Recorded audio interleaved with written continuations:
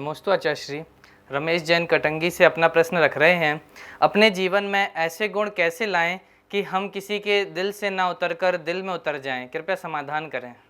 दिल में उतर जाएं, हम किसी के ऐसा क्या काम करें? देखिए, एक ही आंसर है इसका, विश्वास।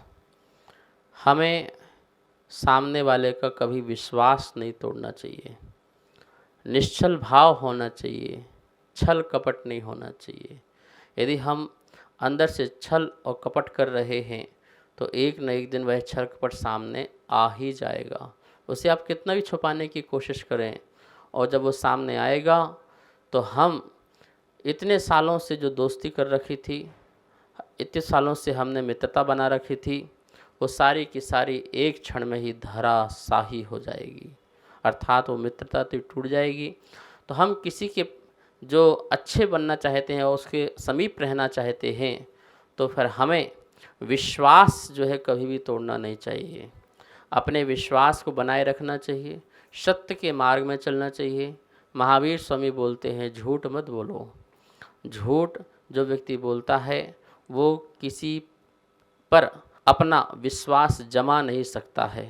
झूठ बोलने वाला व्यक्ति न जाने कब कौन सा झूठ बोल दे।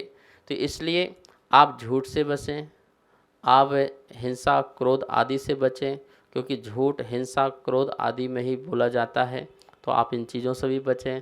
तो कहने का मतलब है, आप किसी के दिल में उतरना चाहते हैं, किसी की नज़रों में चढ़ना चाहते हैं, तो कभी भी विश्वास न तोड़ें और कभी झूठ का साथ न दें, सत्य के मार्ग में चलें।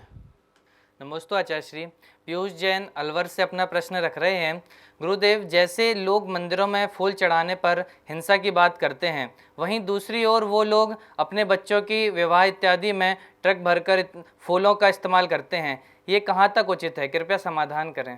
पंथवाद का एक ऐसा कीड़ा है जिसके दिमाग में भी गया, उसके दिमाग को खाली कर दिया। उसकी बुद्धि कहाँ चलती है? यदि मंदिर में कुछ करने को कहो, चढ़ाने को कहो, तो उसमें वो हिंसा मानता है, बहुत बड़ा पाप मानता है। और वही कार्य यदि वह सांसारिक जीवन में करे तो उसे कोई पाप ही नहीं समझता है। जैसे आपने बताया कि विवाह में ट्रक भर भर करके फूल लगाए जाते हैं, दरवाजे सजाए जाते हैं, तो कोई हिंसा नहीं मानता। लेकिन जब मंदिर में चढ़ाने की बात आएगी, जब पुष्प चढ़ाने की बात आएगी, आप अष्टद्रव्य में चढ़ाते हैं ना, तो जब वहाँ बात आएगी तो हम नहीं चढ़ाएंगे भैया, बहुत हिंसा होते हैं, बहुत कीड़ा होते हैं। इनका सारा धार्मिकपन जो है वो मंदिर में आ जाता है, और मंदिर से बाहर निकलते ही इनका धर्म कहाँ चला जाता है पता नहीं। ये लोग बहुत दुविधा में जीने वाले लोग हैं, ये कन्फ्यूजन हैं। इन्हें पता ही नहीं है कि हम क्या कर रहे हैं और क्या नहीं कर रहे हैं।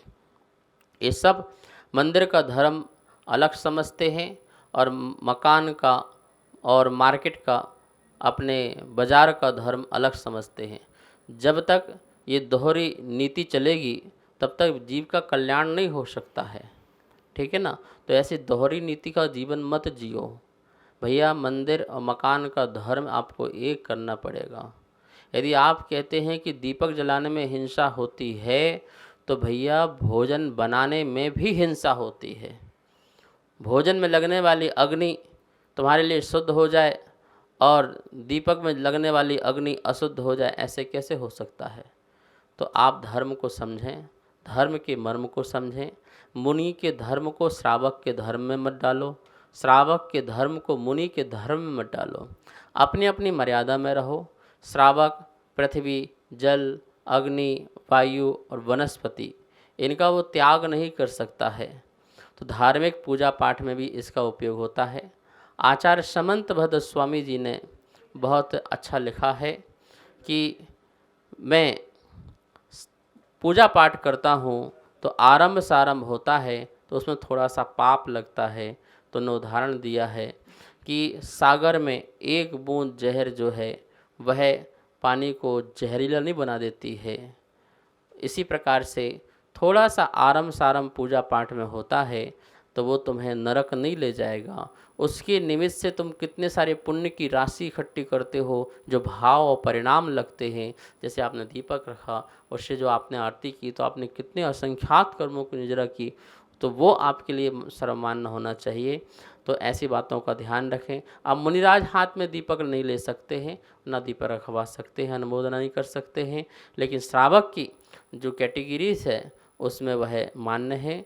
तो आप अपने लाइन में चलें और मुनि अपने लाइन में चलें, और इस प्रकार की दुविधा वाले जीवन मत जिए कि मंदिर का धर्म में आकर के आप धार्मिक बन जाओ और मंदिर से बाहर जाओ तो सारी चीज़ अलाउ है आपके लिए। ऐसा नहीं है। यदि मंदिर में पाप लगता है तो शादी ब्याह में भी पाप लगेगा और घर में भी पाप लगेगा।